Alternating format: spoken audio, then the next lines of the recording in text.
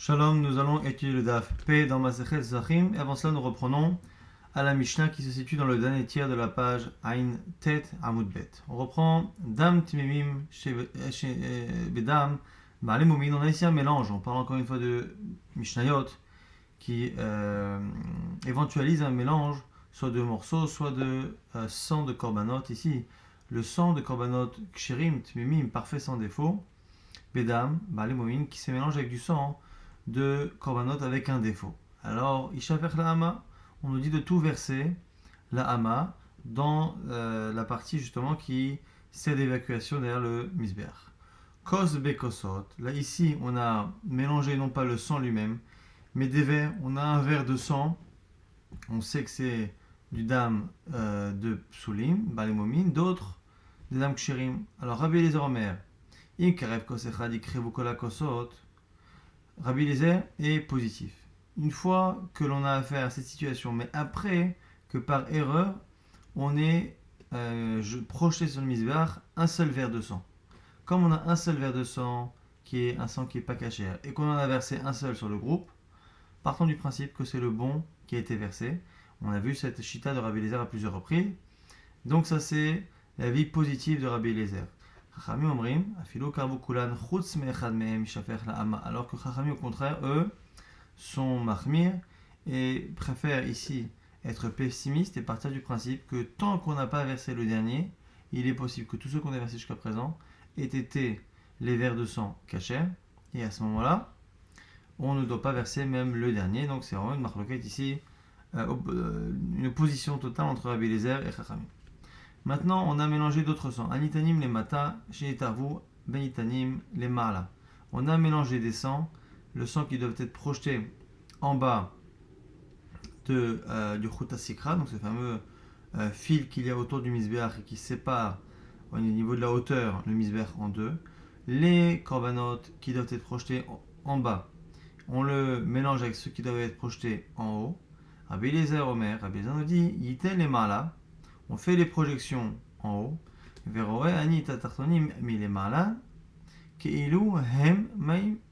Et on considérera que le sang qui aurait dû être en bas et qui finalement s'est projeté en haut, on le considère comme si c'était de l'eau.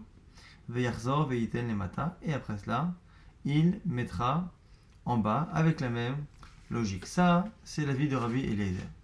Chachamim ne sont pas d'accord. Chachamim omrim, Ishafer, la Hama, pas du tout. On déverse tout dans la Hama derrière le misbeach. Imlon imlach. Mais si par contre, le Kohen n'a pas demandé l'avis, la halacha, comme nous on dit, Venatan, et qu'il a fait exactement comme ce qu'a dit Rabbi Eliezer, à ce moment ils sont d'accord que c'est kasher. Donc ça c'est la marloquette Rabbi Eliezer Chachamim, les chatrila. Est-ce qu'on projette ce sang, mais Bedia Avat c'est kasher. Maintenant, Anitanim bematana achat, Shinitavu benitanim bematana achat, on a mélangé des sangs différents, mais qui doivent à chaque fois avoir une seule netina sur le misbeach. On fera une seule matana et ça suffira. Matan arba,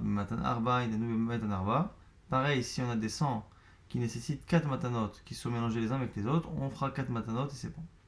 Matan arba, matana achat. Le problème ici se pose, et la marloquette interviendra lorsque l'on aura des korbanot qui nécessitent 4 matanot, dont le sang s'est mélangé avec des korbanot qui nécessite une seule matana. Rabbi Eliezer Omer, inatenu bematan arba.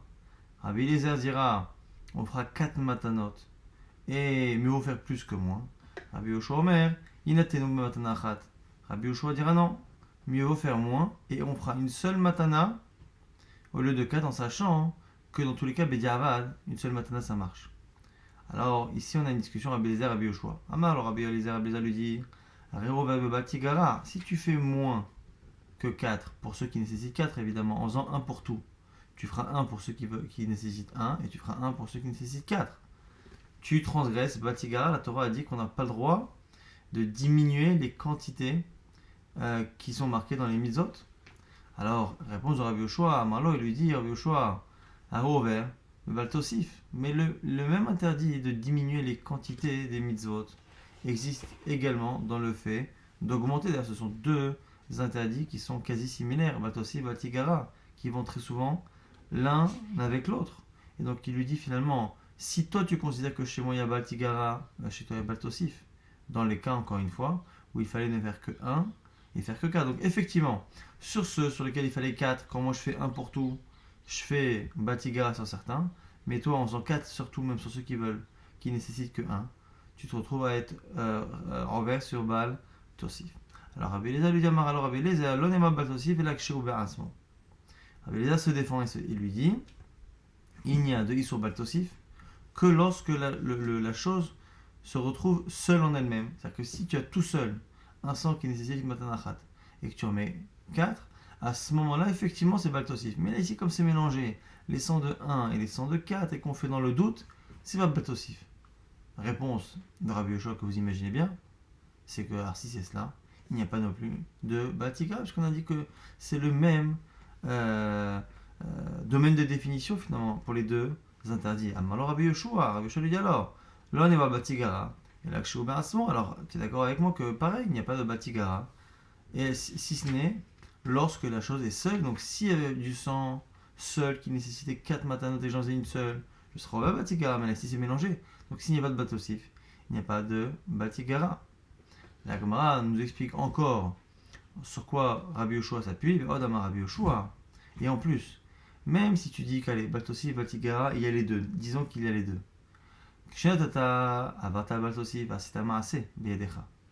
Mieux vaut faire comme moi, parce que si on part du principe qu'il y a Batosif et Batigara, toi, en faisant 4 matanot pour tous, même pour ceux qui nécessitent qu'une seule matana, au final, la transgression de Batosif de rajouter, tu l'as fait de manière active, Beyadecha avec tes mains. Shelon natata avarta al Batigara, l'orasitama se Beyadecha. Alors que lorsque tu fais comme moi, c'est-à-dire que tu évites de faire 4, et donc tu ne feras pas 4 à celui qui nécessite 4, effectivement, tu peux être envers transgresser Batigara, mais tu ne l'as pas fait avec ta main, tu l'as fait de manière passive. Et mieux vaut, si on doit avoir un choix entre transgresser l'un et l'autre, alors que ce sont deux interdits de la même gravité, mieux vaut faire celui qui se fait de manière passive que celui qui se fait de manière active. Ça, c'est la réponse de Rabbi Yoshua. Encore une fois, si on part du principe qu'il est batosif, mais effectivement que c'est batosif et batosif dans les deux. Alors, on reprend maintenant la première marloquette Rabbi Eliezer Chachamim. On avait vu, on a déjà vu cette marloquette au sujet des morceaux de viande. Là, on la retrouve au niveau du sang, des vers de sang. Si on a des vers de sang cachés, des vers de sang barimouim qui ne sont pas cachés, qui se sont mélangés, on a dit que Rabbi Eliezer est positif et que si on a un qui a été apporté sur le misbéach, on partira du principe que à chaque fois on peut apporter les autres parce que c'est caché. Rabbi Lazar nous donne toujours la même halakha qui s'ajoute à cela, la même précision plutôt. Amar Rabbi Lazar, lo irshi Rabbi Eliezer. Tout ce qu'a dit Rabbi Eliezer, et la shneim shneim, c'est toujours d'en apporter 2 par 2 des kosot. Aval echad mehem lo, mais un seul non. La Gemara objecte, et ça aussi on l'a déjà vu jusqu'à présent, Mativ Ravdimi, Maintenant, les Chachamim pourtant on dit, Afilu kavu kulan chutz me'echad, me'hen shafar la'ama. De la réponse de Chachamim, on a l'impression que Rabbi Eliezer proposait d'en apporter un par un, puisqu'eux répondent, même s'il n'en reste qu'un seul, on ne peut pas. Réponse de la Gemara, Amalé Rav Yaakov et Rabbi Remia, Bartachlif, Asberana, je t'expliquais, Ma'ichad, Zug Echad. Dans cette discussion Rabbi Eliezer Chachamim, quand on parle de un, on ne parle pas d'un verre, on parle de un couple de verres. À chaque fois un groupe de 2. Et donc effectivement, on a la discussion, même s'il reste qu'un couple de 2, qu'un groupe de 2, à ce moment-là, on ne peut pas apporter selon Rabbi Chachamim, alors que selon Rabbi Eliezer, oui, mais c'est toujours 2 par 2 pour être certain qu'il y en a un qui est caché. Et la Gemara nous explique pourquoi finalement on a besoin de cette discussion-là et cet avis-là de Rabbi Eliezer, à la fois pour cette histoire de sang et à la fois pour cette histoire de membres de Baalé Moumin et de Baalé et de Tmimim, ou Tzricha.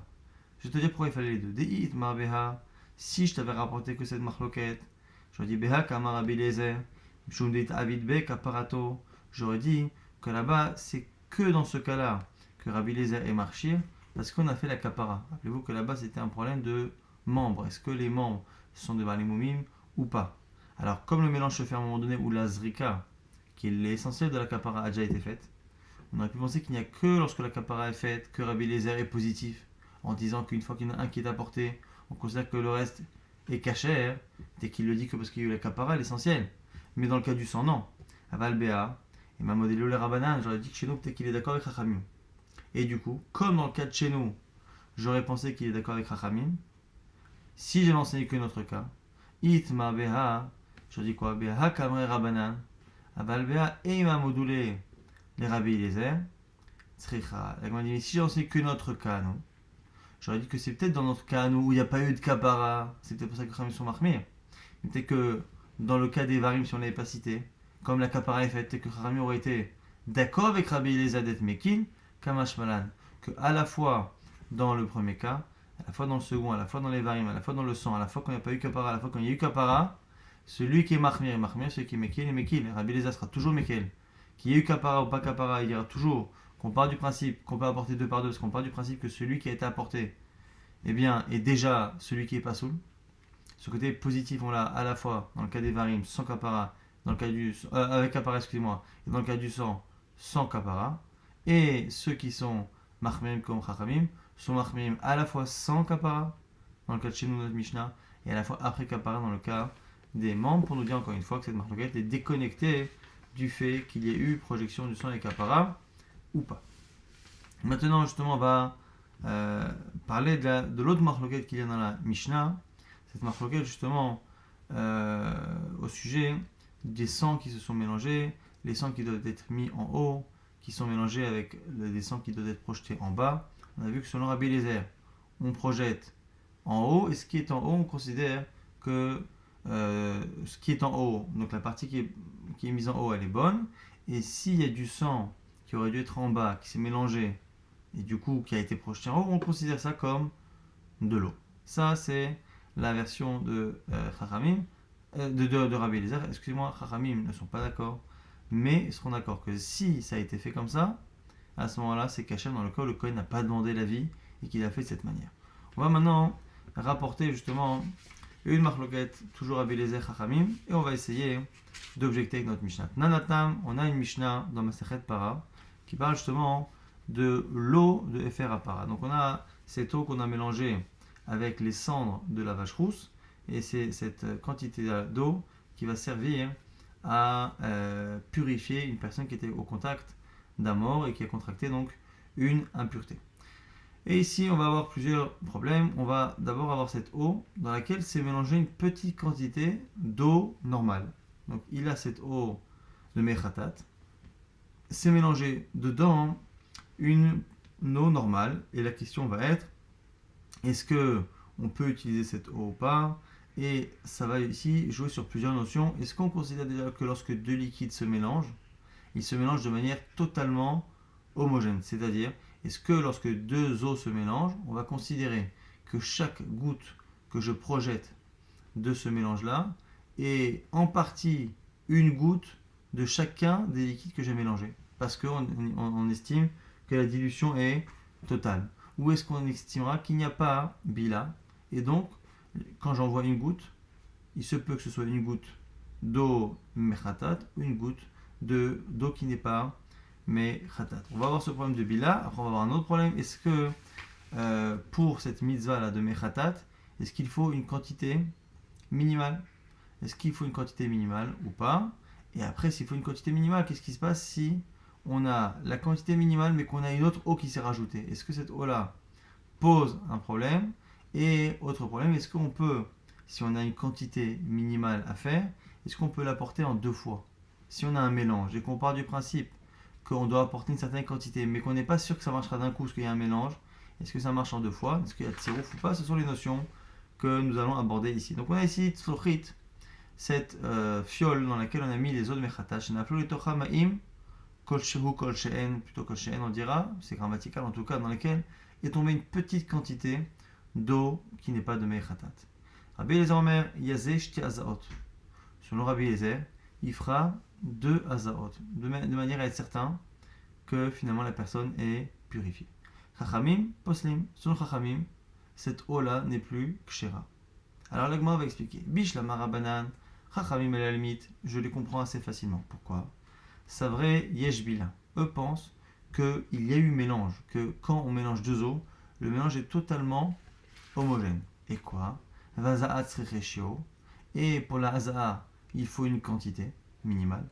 Mais en mitzarfin la hazaot. Et cette quantité ne peut pas se faire en deux fois. On ne peut pas additionner deux moitiés de quantité pour y arriver. Et donc, à partir du moment où, quand je vais faire une azaa avec un shiur, j'aurai forcément une partie même infime de la quantité que je projette qui sera finalement composée d'eau non cachère, puisqu'on estime qu'il y a bila, c'est-à-dire que le mélange est totalement homogène, je ne pourrai jamais faire d'un coup une azaa de la quantité minimale en une seule fois.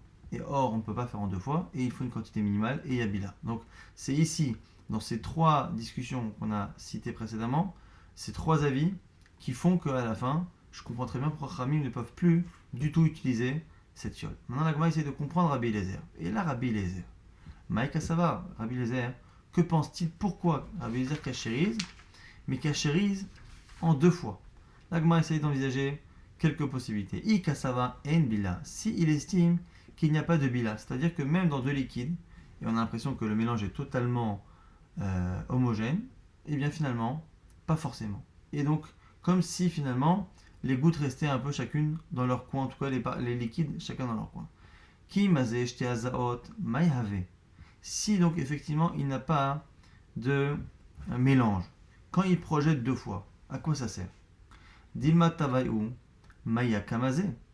Et là, alors du coup la Gemara dit, mais peut-être que quand il projette les deux fois, peut-être qu'il projette les deux fois de l'eau pas cachère. Comment est-il certain qu'en projetant deux fois, il projette les eaux de Mechatat? La Gemara dit I kasava enaza et la kasava yesh bila. Donc la Gemara dit donc de là tu vois qu'il est obligé de dire qu'il y a oui bila, c'est-à-dire qu'il y a un mélange homogène et que dans chaque goutte qu'il lance, il lance un peu des deux. I kasava enaza atzricha shio. Alors maintenant regardons le deuxième problème. Est-ce que partons du principe qu'il y a oui mélange homogène exactement comme Chachamim? Simplement, lui penserait quoi? Que enaza atzricha shio, qu'on n'a pas besoin de quantité minimale. Si on n'a pas besoin de quantité minimale. Donc là, à chaque fois, on imagine qu'il s'oppose à Chachamim. On a imaginé qu'il est en désaccord sur Yesh Bila. On a vu que c'est pas possible. Forcément, Yesh Bila. C'est qu'il sera en désaccord sur le Shiur.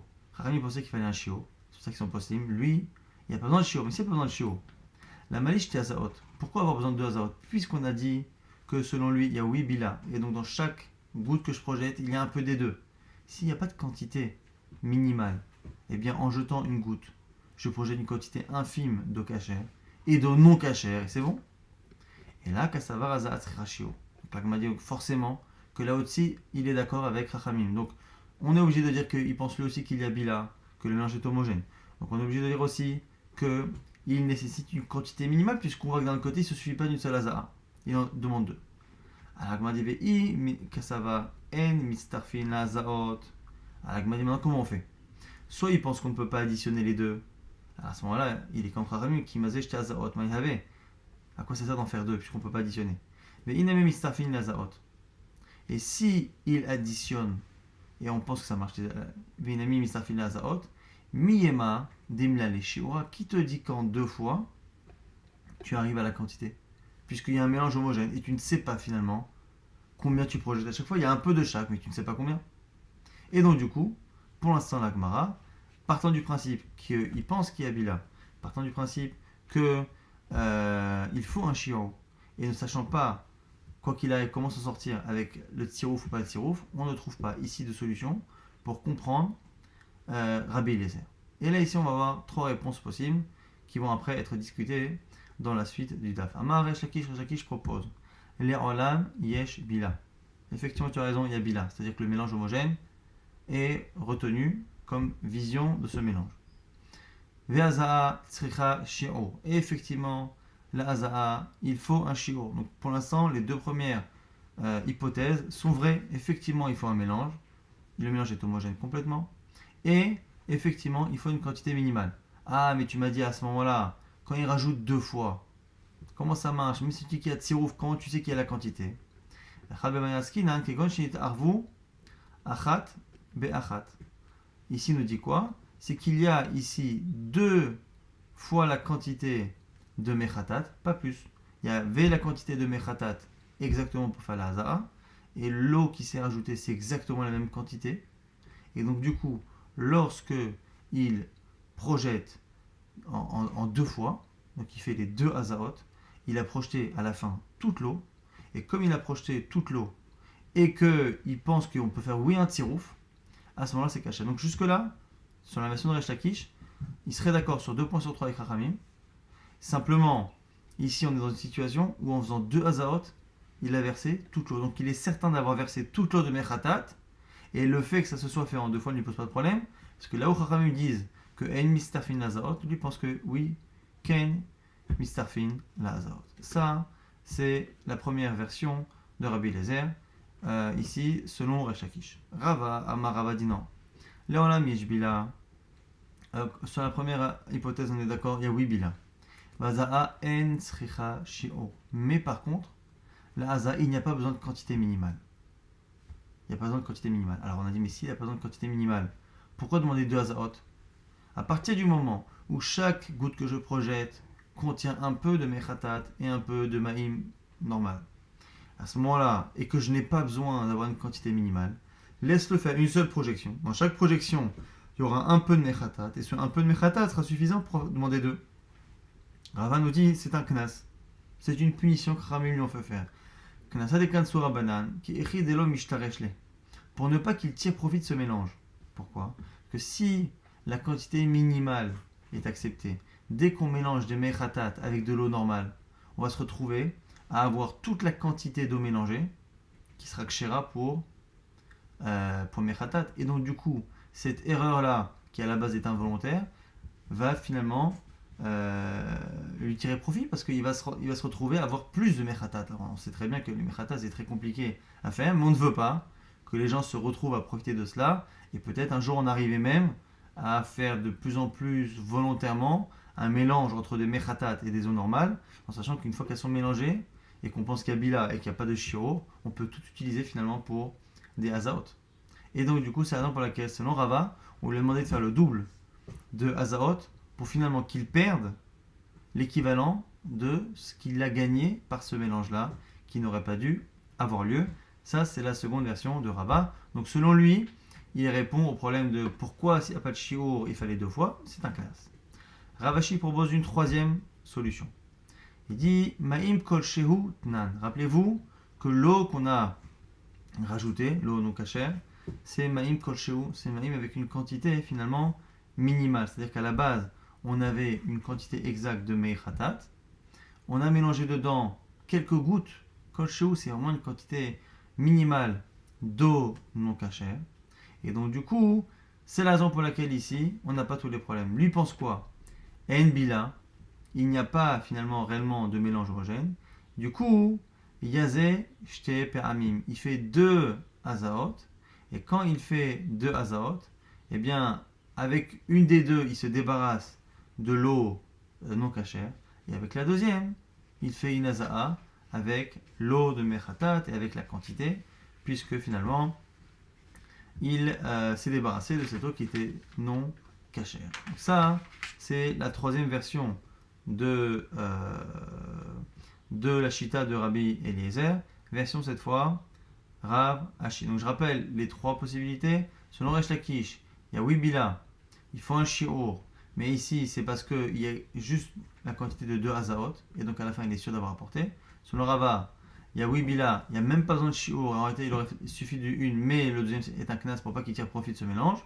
Et selon Ravashi, on part du principe ici que l'eau qui s'est rajoutée est en quantité infime, et même s'il n'y a pas de mélange, à partir du moment où il a fait ce mélange-là 2 fois, on estimera que du coup il est certain que en cumulé il aura fait ce mélange-là et il aura réussi à faire sa misva de Hazaat Mechatat. Maintenant on va objecter. Alors première objection par rapport à ce qu'a dit Resh Lakish, que du coup Yashbila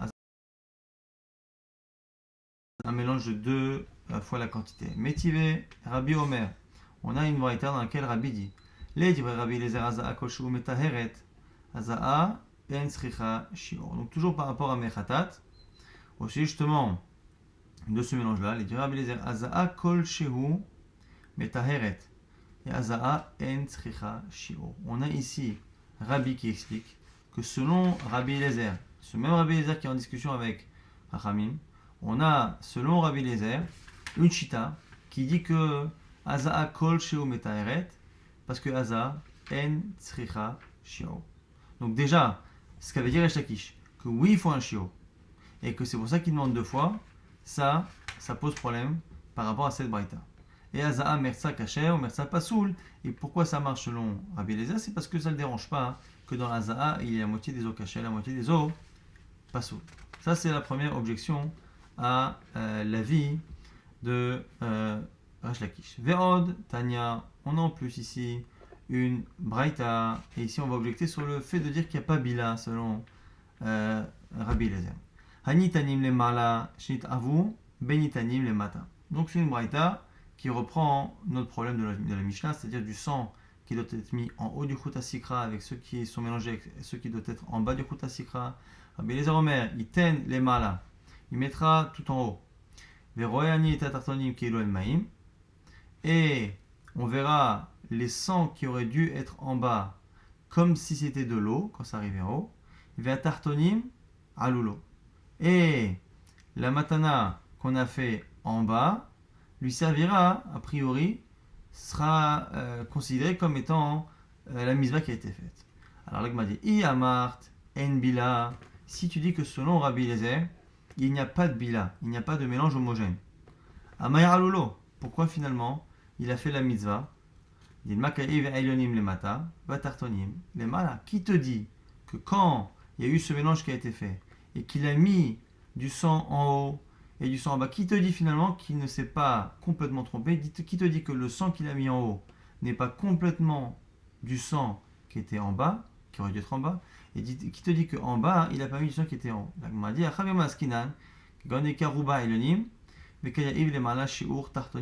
Donc on est obligé ici de lire cette braïta. Alors vous allez me dire, ici on parle de d'âme, de sang, de korbanot, et là-bas on parlait de mechatat, mais ici la discussion en général, est-ce qu'il y a bila ou pas, c'est une discussion globale. Est-ce que lorsque deux mélanges, en plus des mélanges de liquides ici similaires, donc du sang et du sang, ou de l'autre côté de l'eau de mechatat ou de l'eau normale, à partir du moment où ce sont deux liquides semblables qui se mélangent, si on pense qu'il y a bila dans l'un et dans l'autre. Si on pense qu'il n'y a pas bila, c'est-à-dire qu'on considère que chacun reste à part, c'est valable évidemment dans les deux. Or ici, la shita de Rav Ashi te dire qu'il n'y a pas bila. Alors comment comprendre qu'il n'y a pas bila dans cette braïta?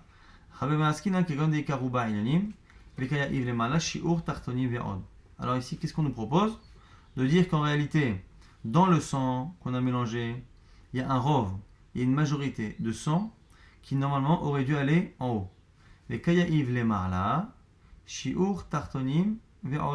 Et il met en haut la quantité de sang qu'il y avait pour le sang qui devait aller en bas et un peu plus.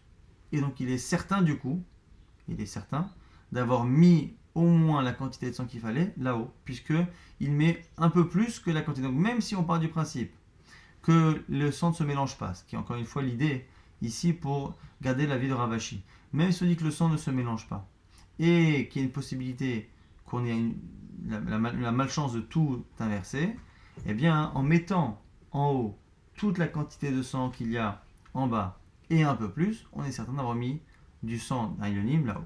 Il m'a dit Veha tartonim alulo katane. Il m'a dit le problème c'est que dans cette braïta, c'est marqué tartonim alulo. Le sang qu'il a mis en bas lui sera compté comme étant la mitzvah qui a été faite. Et là, du coup, la Gemara nous dit il y a un problème. C'est parce que là, par contre, tu n'es pas certain d'avoir mis le sang en bas. Si ça se trouve, le reste s'est trompé. Il n'a pas la certitude, puisqu'ici, il a mis plus en haut qu'en bas. Il n'a pas la certitude qu'en bas, il a mis ce qu'il fallait. Il m'a dit les Shem Shirim. Il m'a dit que dans ce qu'on dit en bas, c'est que ça comptera comme Shirim, comme les restes. Mais il n'a pas fait la mitzvah d'Aza les matins. Là, on continue d'objecter de manière similaire. Tashma. Natan le mata velo nimlach, Rabbi Eliezer Omer, yachzor veiten le malal, vatartonim, alulo. La braïta qui dit quoi? Natan le mata velo nimlach, dans le cas où ce mélange de sang a été projeté en bas. Sang qui demande la vie, puisque selon Rabbi Eliezer, il faut mettre en haut d'abord. Rabbi Eliezer Omer, yachzor veiten le malal. Selon Rabbi Eliezer, il faut mettre en haut, vatartonim, alulo. Et là aussi, les tartonim, alulo, ce qui a été mis en bas, la quitte.